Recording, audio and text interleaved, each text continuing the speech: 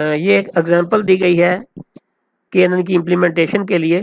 यहाँ पे हमारे पास एक डेटा है, बैंक का डेटा है। बैंक वाले ये चेक करना चाह रहे हैं कि जो जिन लोगों को वो लोन दे रहे हैं आया वो डिफ़ॉल्ट करेंगे या नहीं करेंगे।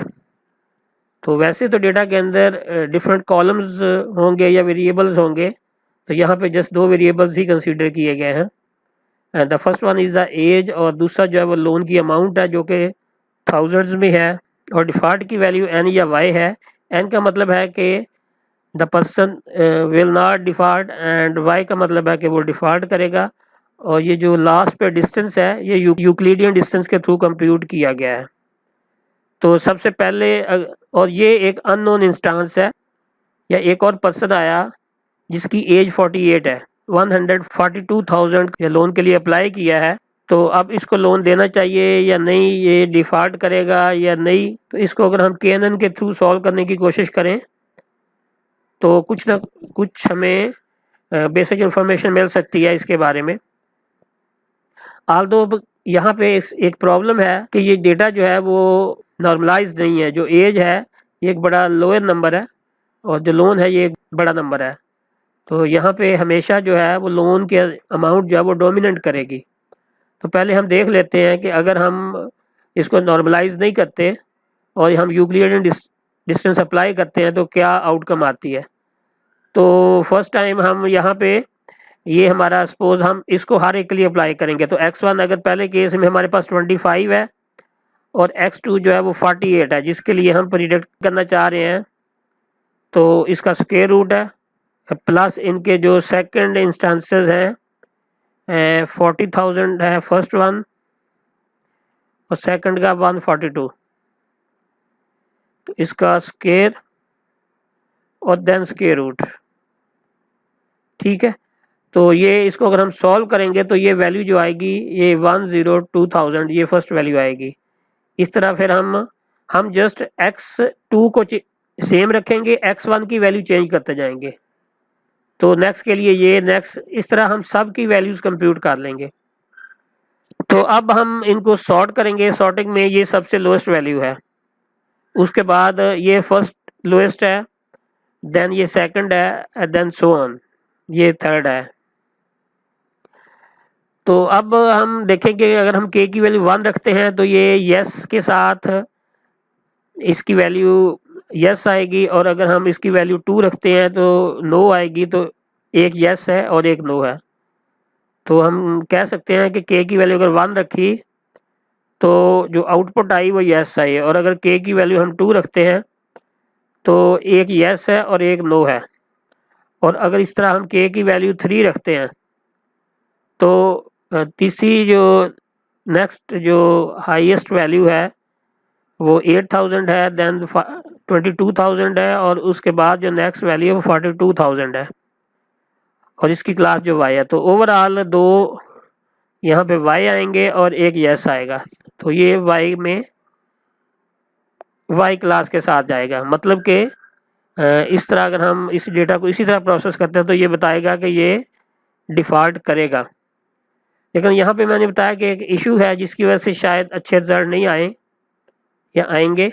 तो अगर हम इस डेटा को नॉर्मलाइज करें, और यानी कि नॉर्मलाइज का मतलब है कि हम इनको एज को भी 0 से 1 की रेंज में ले आएँ, और लोन को भी 0 से 1 की रेंज में, जितनी भी वैल्यूज़ हैं उनको 0 से 1 की रेंज में। तो जब हम यहाँ पे अप्लाई करेंगे ना मिन मैक्स इस फर्स्ट वैल्यू के लिए, क्योंकि यहाँ पे जो ओरिजिनल वैल्यू है वो 25 एज है, और यहाँ पे जो ओरिजिनल लोन अमाउंट है वो 40,000 है, और इस कॉलम के अंदर जो मिनिमम वैल्यू है वो 20 एज है, और इसमें जो मिनिमम है वो भी 20,000 है। तो अगर हम यहाँ पे इसको कन्वर्ट करना चाहते हैं, तो अगर हम एज के लिए करना चाहते हैं तो 25 minus 20 divided by maximum value इस कॉलम में 60 है अगर हम डेटा में देखें, और मिनिमम वैल्यू जो है वो 20 है। तो इसका जो आउटकम आएगा वो 0.125, जो कि हमारी ये वाली वैल्यू है, जो कि एज की फर्स्ट एज वैल्यू है। तो इसी तरह हम लोन को भी कंप्यूट कर सकते हैं कि सबसे पहले करंट लोन की वैल्यू जो कि 40,000 है ओरिजिनल डेटा में, माइनस मिनिमम जो 20,000 है डिवाइडेड बाई मैक्सिमम, मैक्सिमम जो है वो 220 है, ठीक है, 220,000, और इस तरह मिनिमम है, तो इस तरह ये वैल्यू जो है वो 0.11 आएगी। तो इस तरह अगर हम सब के ऊपर ये अप्लाई करें तो हम सारी वैल्यूज़ को नॉर्मलाइज कर लेते हैं 0 से 1 की रेंज में, ठीक है। तो ये रिकमेंडेड है, ठीक है, एक गुड प्रैक्टिस है कि आप जब भी किसी डेटा के ऊपर काम करें, अगर वो डिफरेंट स्केल्स के ऊपर हों, ठीक है, या डिफरेंट मेजरमेंट स्केल हों, तो आप उनको नॉर्मलाइज कर लें। और सबसे जो कॉमनली यूज्ड मेथड है वो ये मिन मैक्स स्कोर है।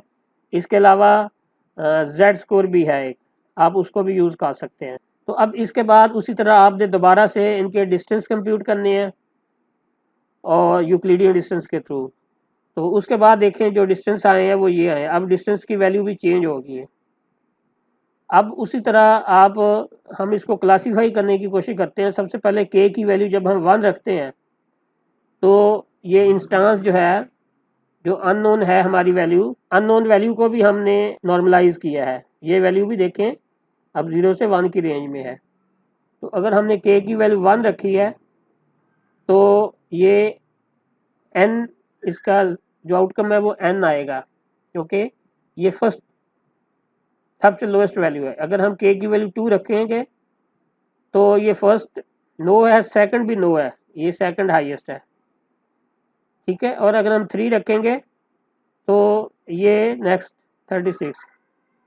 तो ओवरऑल देखेंगे 3 तक तो 2 एन है और 1 यस है, तो इसका मतलब है कि 3 पे ये 2 एन है और 1 यस है, तो ये मेजोरिटी जो है वो नो की है, तो ये 2 के साथ जाएगा। तो इस तरह हम केएनएन के अंदर यूक्लिडियन डिस्टेंस को यूज़ करते हुए, ठीक है, हम के की वैल्यू के बेस पे हम उसको क्लासीफाई कर सकते हैं या कैटेगराइज कर सकते हैं, राइट। तो के एन एन जो है ये बड़ी एक पॉपुलर किस्म की टेक्निक है जिसको पैटर्न रिकग्निशन, मशीन लर्निंग और कंप्यूटर विजन के अंदर यूज़ किया जा रहा है। तो इस तरह हमारे पास अगर कोई भी डेटा हो, किसी भी डायमेंशन का डेटा हो, हम उसको के अदद के थ्रू क्लासीफाई कर सकते हैं। हम के की डिफरेंट वैल्यूज़ को ट्राई कर सकते हैं। होपफुली आपको ये वीडियो अच्छी लगी होगी, और अगर आपका कोई क्वेश्चन है इस टॉपिक के रिलेटेड, आप मुझे कमेंट्स में कर सकते हैं। Thank you.